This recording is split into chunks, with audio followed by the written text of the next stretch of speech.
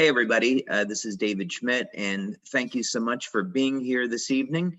And we are going to be going over X39, stem cells, light therapy, the mechanisms behind how all of this works.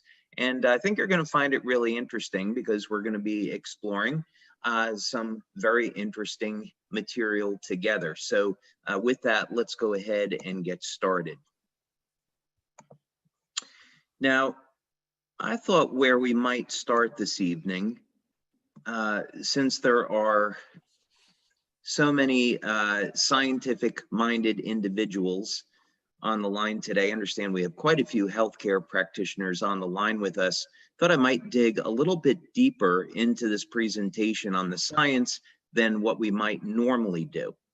So when we're talking about light therapy, what is so exciting about this is the idea that we can trigger very specific biochemical changes in the body with light. And we think about this, this is really extraordinary. If we looked at the pharmaceutical model, we know that a pharmacologist could spend their entire career, they could spend 20 years trying to figure out how to engineer and create a new drug to activate a specific receptor in the cell to produce a specific effect. So what's exciting about this is that we can use light to initiate biochemical changes in the body. And of course, because we're not introducing any foreign chemicals, there aren't going to be any side effects to this. So let's dig into this in a little bit more detail. How exactly does this work? Well, first thing is we often use the analogy that everyone accepts that you go out in the sun and sunlight is going to trigger a release of vitamin D. So very clear example that we all know to be true of how light will cause a chemical change in the body. This area is known as photobiomodulation. And one thing that's very interesting is that if we go back 10 years ago, the biochemical mechanisms for photobiomodulation, or another way we can think of it is low-level light therapy, the biochemical mechanisms weren't really very well understood. If we go back 20 years ago, light therapy was relegated to the area of quackery. Traditional scientists thought, no, this is a placebo effect, there's really nothing to it. And today, with over 5,000 clinical studies that have been published with people like Dr. Michael Hamblin at Harvard University doing pioneering research. Dr. Hamblin has over 400 clinical studies that are published. The mechanisms by which light therapy works and produces these changes are very well understood. Our company, LifeWave, has performed over 80 clinical studies in the last 18 years. So we have created an enormous body of scientific research that tells us how the patches work. Okay, well, let's just start over here. We see we have different wavelengths of light, and in this example, the wavelengths are in the near infrared band, but we can see cellular change in the visible band of light as well. But what's generally accepted is that, and what has been demonstrated and shown, is that wavelengths of light in the near infrared are going to increase production of cytochrome C oxidase. And this is, of course, very significant and important because of cytochrome C oxidase's role in the electron transport chain. And the electron transport chain, of course, is involved in producing energy from carbohydrates and fats in the mitochondria. So net end result is that we can use light to elevate energy production in the cell, and as a result, that net increase in energy in the cell can be used to drive different chemical processes. So if we want to, in our case, synthesize a naturally occurring peptide in the cell, this is going to be the pathway under which we're going to do that. And sorry, I know I'm going fast. I'm trying to get a lot of information in a short period of time. Now, as I mentioned, there are thousands of studies that are going to be in the literature. We're not going to have the time this evening, of course, to do an exhaustive accounting of all those studies. But just suffice it to say that here would be an example of a study where using near-infrared light to elevate cytochrome C oxidase is demonstrated and shown, and you can see that in the results of the study when you scroll down. Okay, now, why should we be concerned about this? Well, one of the reasons is that if we are interested in stem cells and regeneration, and we want to avoid some of the negative effects of stem cells, meaning that you inject stem cells, they're expensive, they don't always work. There can be contraindications. Sometimes the stem cells will divide in ways that are not beneficial or healthy. This certainly happened in the early days of stem cells.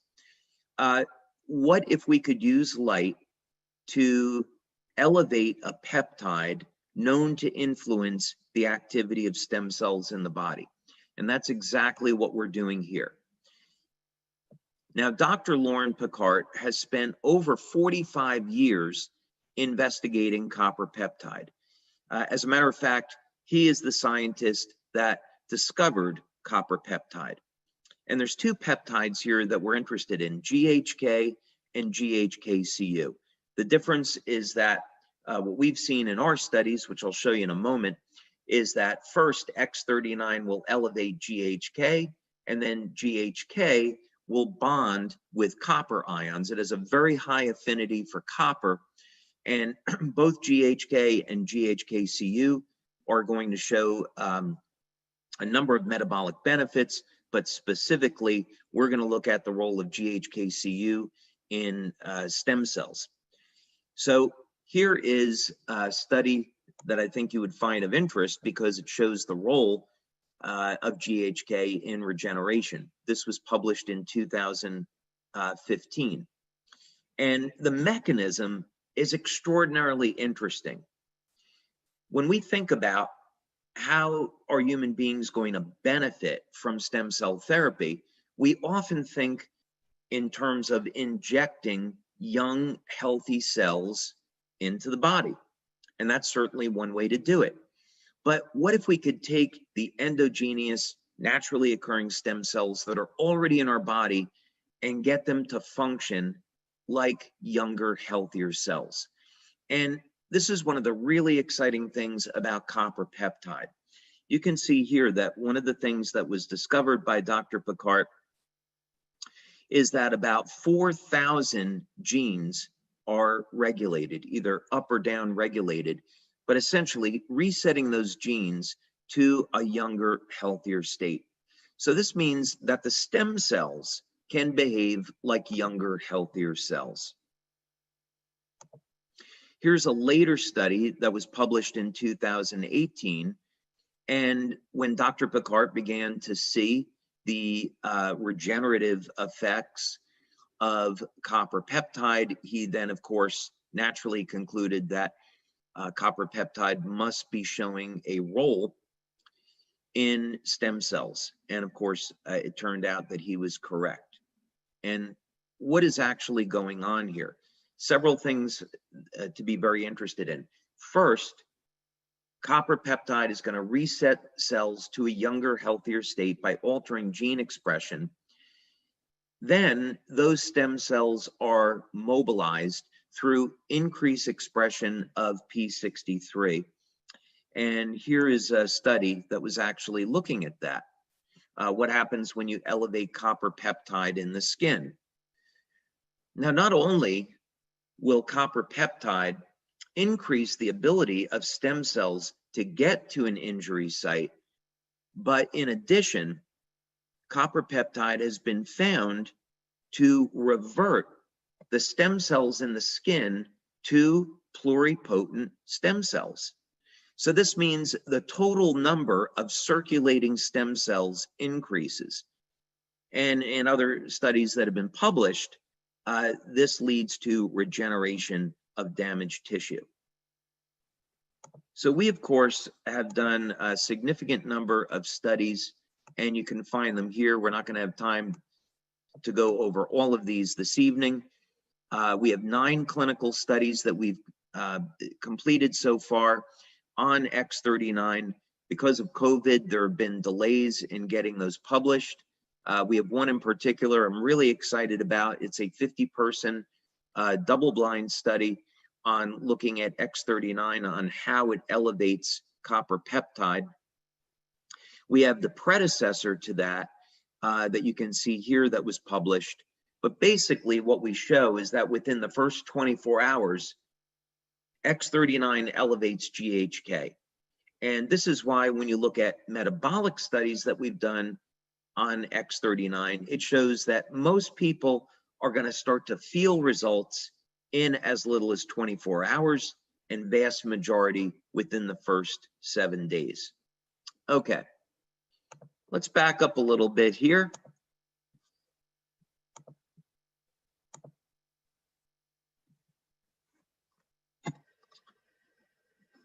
And let's restate this problem. The problem is that as we age, the stem cells are aging with us. This, of course, has to do with the Hayflick limit. There's a limited number of times that cells can divide, and the stem cells are subject to the Hayflick limit along with the rest of the cells. So quite simply, when we get to around age 70, age 75, our cells stop dividing. And this is really bad news.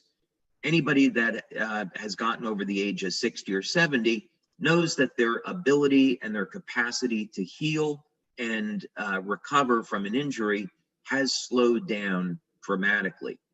This is a result of a degradation in the quality of the stem cells, their ability to proliferate, their ability to release growth factors, and eventually, of course, we don't have any more stem cells. So most of the solutions that companies are looking at is, let's take young, healthy stem cells and inject them into the body. And there is not a major success of this that's available today. Most governments have not approved stem cell therapy. There's only limited, very limited approvals. Most of this has to do with bone marrow transplants. And that's because there are significant risks that are associated with injecting stem cells. If they don't divide the way that they're intended to be used, they could divide into cells that are not supposed to be in the tissue where they are injected. So for example, in Japan, there has been ongoing research into Parkinson's disease. And there's a human study going on right now where a needle is inserted into the brain and stem cells are injected directly into the brain. Well, when this research first started, stem cells divided into muscle tissue, liver tissue, hair, and the animals ended up dying because the stem cells divided from a pluripotent state down into a multipotent state that was not desirable. The division was uncontrolled.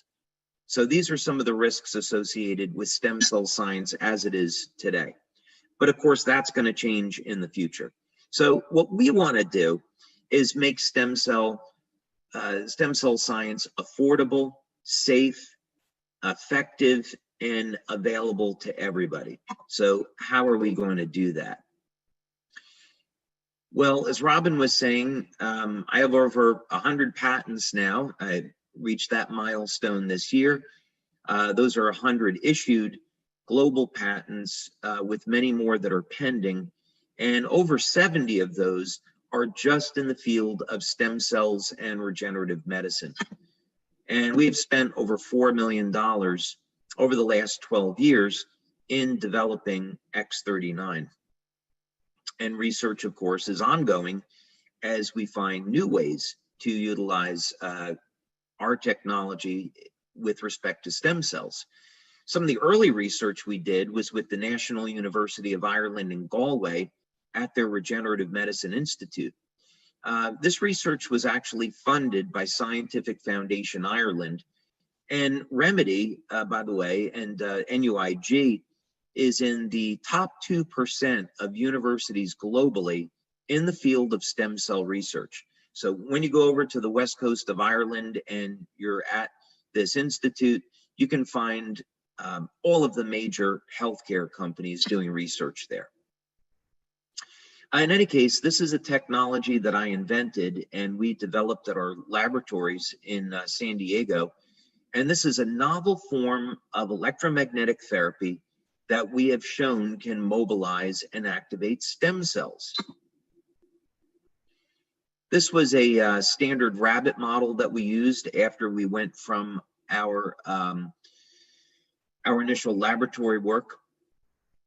And the goal here was to see if we could upregulate or increase the rate of wound healing in these rabbits.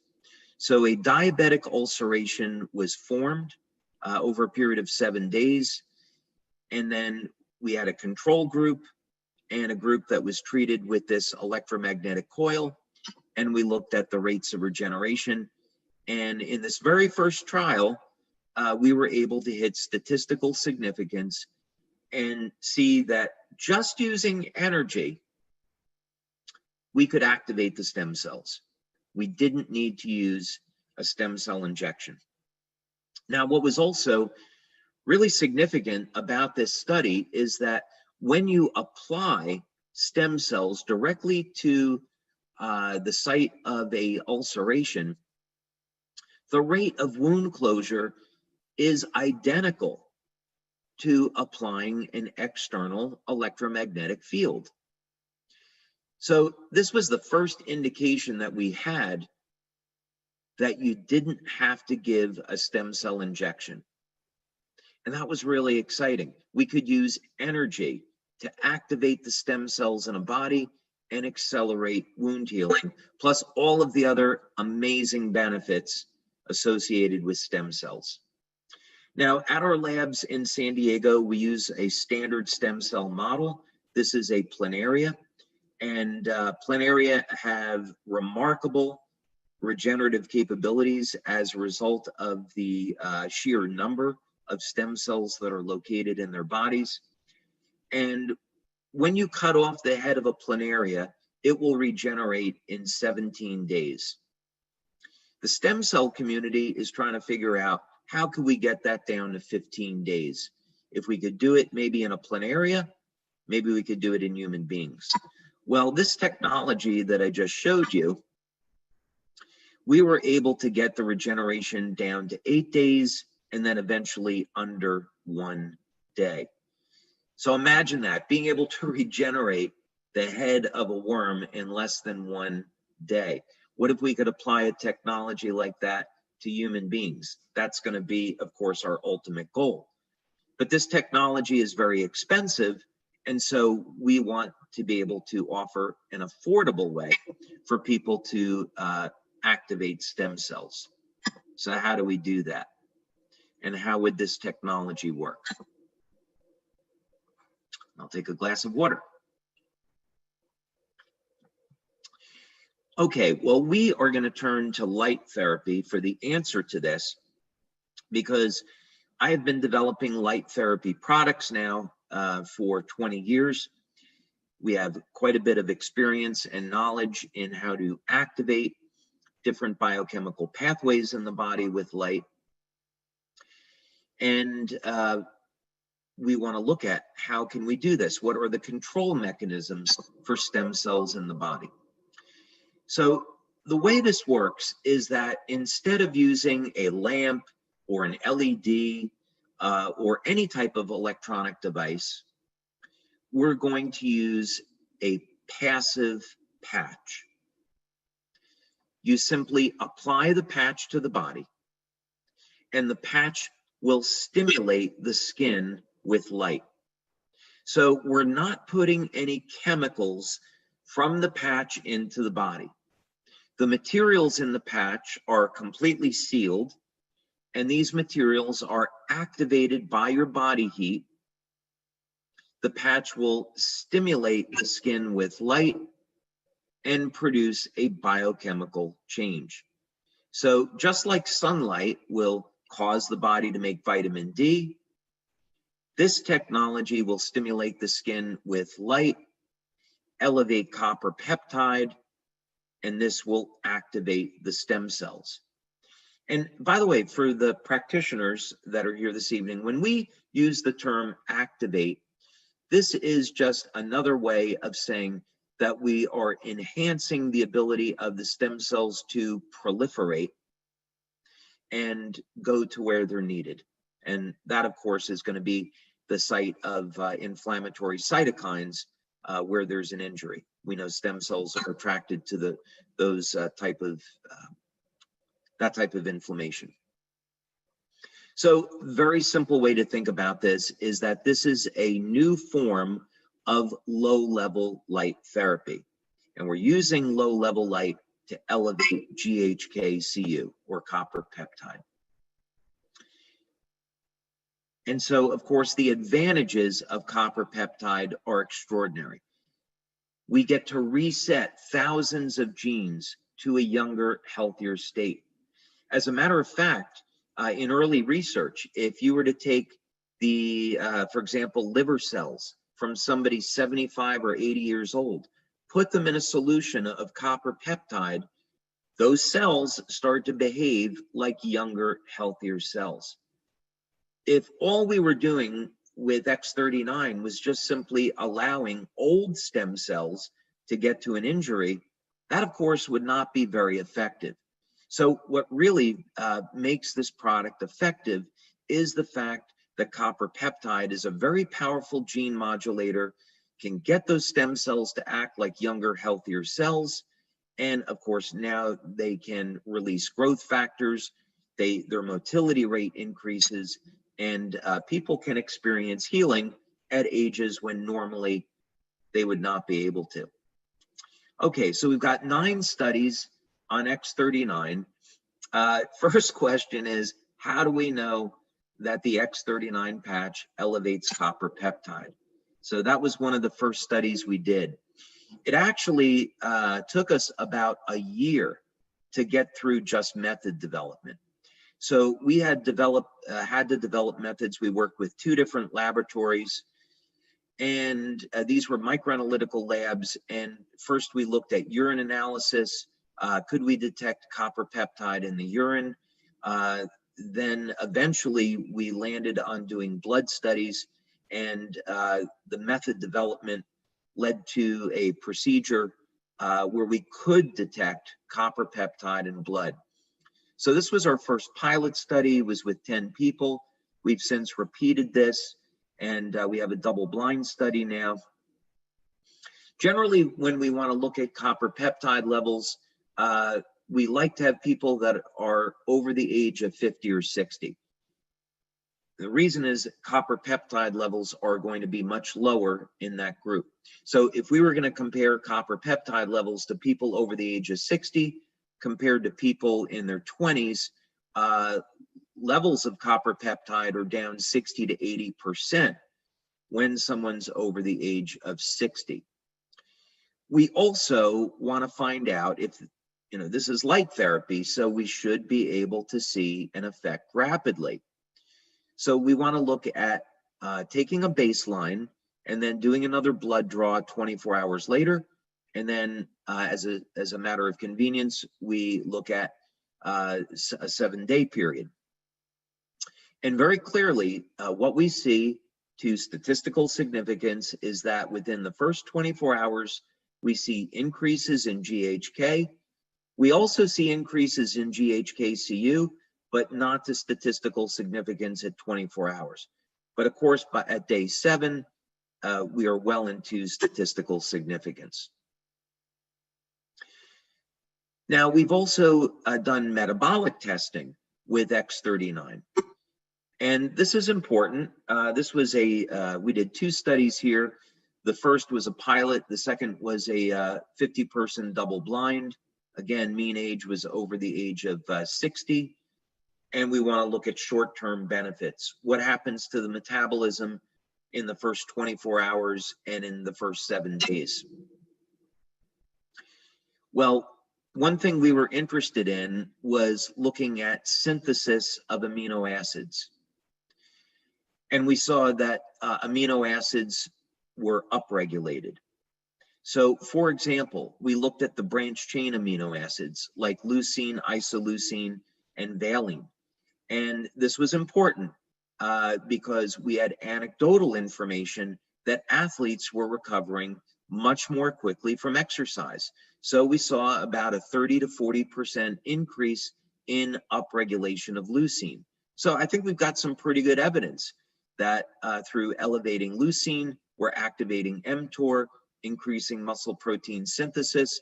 And of course, this is going to be very valuable, not only in recovery, but also for any athlete or anyone that wants to improve performance. As another example, we also saw an upregulation of tryptophan. And that was interesting because in the early days of studying X39, we saw that people were getting improved levels of sleep. We eventually measured GABA levels, and we saw GABA levels being upregulated as well. So we indeed were able to determine why people were experiencing improvements in their quality of sleep.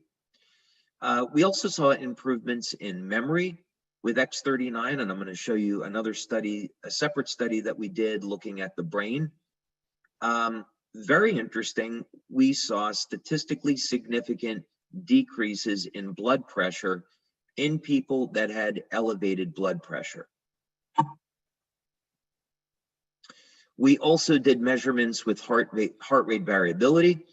And for those of you that are not familiar with that, that looks at the ratio of muscle contractions in the 4 chambers of the heart.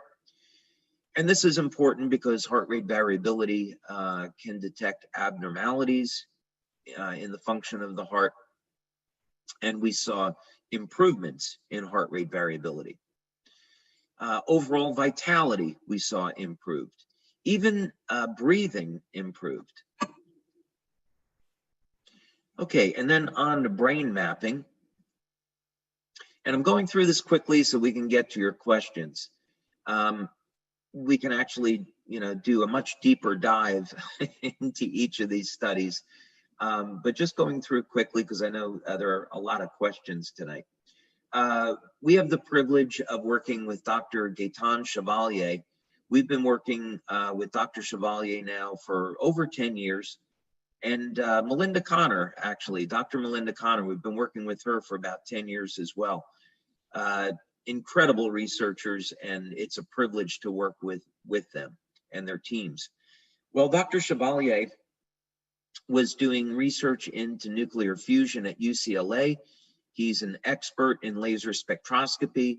And some of our early studies that we did with him were looking at biophoton emission. And we saw that with our LifeWave energy enhancer patches, we could actually bring the cells into greater coherence, and this would improve biophoton emission from the cells. So this is a very powerful anti-aging effect. We also had run a study looking at upregulation of mitochondrial function. We did that study with Dr. Frank Schallenberger and Dr. Homer Nazaran at the time. Dr. Nazaran was at the University of Texas in El Paso, their biomedical engineering department. And so we saw directly that stimulating the skin with light would increase mitochondrial function. Any case, in this study, what we wanted to do was use a P300, it says here P3, it was a P300 EEG brain mapping system. This was the pilot study. There were some delays in getting started with the double blind because of COVID, but now the double blind study on this is underway. One thing that's important is that all 12 people in this open label study had dramatic effects. And we worked with people over the age of 60. And this is really significant because we would not expect, even with the effects of neuroplasticity, we would not expect to see changes this dramatic in a section of the population that is over the age of 60 and 70. But here at session 1 is baseline, session 2 is at 3 weeks, and session 3 is at 6 weeks. And what's happening is that the brain is shifting into a greater state of coherence. If we want to solve the problem of aging, the problem of aging can really be thought as a state of our bodies going from perfection, from the divine design, from a state of coherence and balance into a state of disorganization. And we see this over time, the degradation of the structure of the cells. Well, what would happen if we could reverse that and bring greater coherence to the cells, and of course on the macro level as well? And this is what we see with our products, that they establish greater coherence, and this is some proof of that. Here's the 67-year-old man. Now, I want to highlight the difference between these two, because most people are going to see results with X39 within the first week, and their first month using the product, most people are going to get great results. Some people, however, require a little bit more time, maybe about 10 or 15% of the population. So if you have a patient that's using X39 and they don't see the results the first 3 or 4 weeks, that would not necessarily be unusual. You can see by session 3 here at 6 weeks, already there's a very significant improvement as compared to baseline. So some people are going to take a little bit longer, but it's only about 10 or 15% of the population. Okay, and then just moving quickly now, many of you might have already seen these testimonials, so we'll go quickly through them. But some of the dramatic effects we see with X39 are in the area of wound healing. So sometimes it can be a scar that's more than a year old. Even we've had people with scars that were 18 years old. They still saw a dramatic reduction in the appearance. Or here, this is just after 2 weeks on a more recent scar. X39 can be applied behind the neck, below the belly button, and it will produce a systemic effect. Some people prefer to put the patch at the site of an injury, and of course, that's fine too.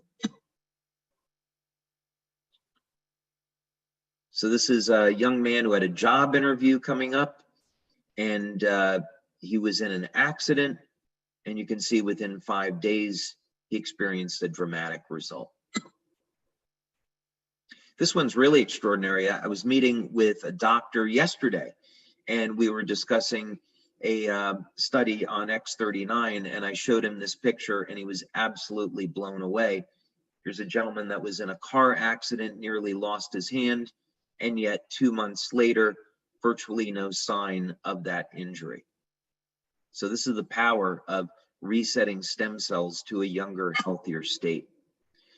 This is also, I mean, just incredible. This is a young boy, 9 years old in Denmark, caught his finger in a door, had it severed off. The doctors reattached it. You can see initially it turned black. The parents applied X39, and only 2 months later, the finger is back to normal. The doctor was astounded and said they didn't think that this was possible. And even still, they would have expected more like a 9-month recovery. Now, of course, stem cells, while they do a great job with wound healing, they certainly have very, very powerful anti-aging effects. And one of the things that stem cells do really well is make collagen. Of course, collagen is the most abundant protein in the body. And we know that as we age, there is a decrease in our levels of collagen, and hence this is going to lead, partially, that's going to lead to formation of lines and wrinkles. And this is a woman, her name is Mandy. She is in Australia, and you can see very dramatic result after 6 weeks. And she was thrilled with the results. She continued to use X39, and you can see dramatic change after 1 year. Now, this was actually the very first, I'll call it, youth renewal testimonial that we received on X39. This woman lives in Denmark. She's 93. Her daughter is a LifeWave distributor. The mom here was dealing with a number of very significant health challenges. And so the daughter gave her X39 in the hopes that it could help support her health. And everyone was truly shocked at the transformation that she went through in only 2 months. So this is all to say that through our research and through practice, we have found that you don't have to have injections of stem cells, that activating the stem cells with copper peptide can lead to remarkable health benefits. One area that we are interested in exploring actually is, well, what happens when you elevate copper peptide and you give a stem cell injections? Would the benefits be even greater? That's an area that we tend to explore in our clinical research. We tend to feel that there could be some synergies there that are really worth exploring.